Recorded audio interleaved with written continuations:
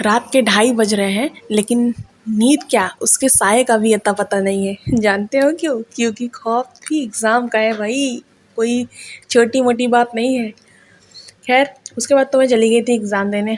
फिर वापस आई तो मेरा ऐसा सर दर्द कर रहा था, ऊपर से मुझे मोमोज़ खाने की इतनी ज़्यादा क्रेविंग हो रही थी और इन सब पे सुहागा करते हुए एग्ज़ाम में बिल्कुल गैप भी नहीं था। खैर किसी तरीके से मैंने तो बनाई और खाई भी, लेकिन रेसिपी रिकॉर्ड करना भूल गई। फिर रात का वक्त हुआ तो खाना बनाने लगी थी मैं, जिसमें मैं पूड़ी सब्ज़ी बना रही थी।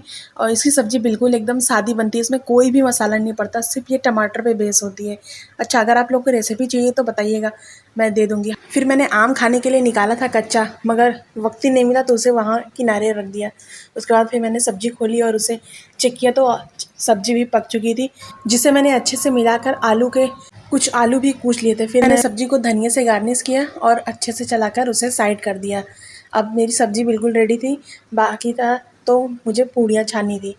अच्छा, मैं खाना बनाते-बनाते ना बुक भी साइड में रखती थी, ताकि जब भी वक़्त मिले तो मैं पढ़ती रहूँ, वरना टाइम वेस्ट करना तो इस वक़्त मेरे लिए बहुत ख़तरनाक साबित होने वाला था। खैर इतना सब करने के बाद मैंने कढ़ाई रखी, उसमें तेल डाला और मेरे भाई ने बताया था कि तेल में अगर नमक डाल दो पूड़ियाँ छानते वक़्त तो उसमें जो पूड़ियाँ होती हैं वो ऑयली नहीं बनती।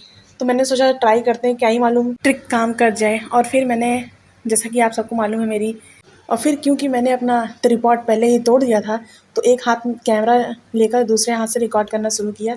और मैंने सबसे पहले तो पूड़ियाँ बेल कर किनारे कर ली थी, ताकि मुझे सेकने में आसानी हो और मेरा वक्त बचे। और फिर मैंने एक-एक करके सारी पूड़ियाँ सेकनी शुरू कर दी धीरे-धीरे। अल्लाह पाक का बहुत-बहुत शुक्र था कि मेरा सारा काम जल्दी-जल्दी होते जा रहा था। और फिर मैंने चुपके से एक फूलती हुई पूड़ी को रिकॉर्ड कर लिया था, क्योंकि जब भी मैं कैमरा ऑन करती हूँ रिकॉर्ड करने के लिए, तो ना मेरी रोटी फूलती है और ना मेरी पूड़ियाँ फूलती हैं। खैर ये सुबह का वक्त है अगले दिन, और कुछ ही घंटों में मेरा पेपर था, तो अम्मी ने कहा कि तुम मसूर की दाल अच्छी बनाती हो। अल्लाह पाक का शुक्र है, और मेरी अम्मी मुझे इस काबिल समझती हैं, तो उन्होंने कहा तुम बना दो। फिर मैं उसे बनाने आ गई थी और साइड में मैंने बुक भी रखी थी अपनी, पढ़ते हुए मैं बनाई।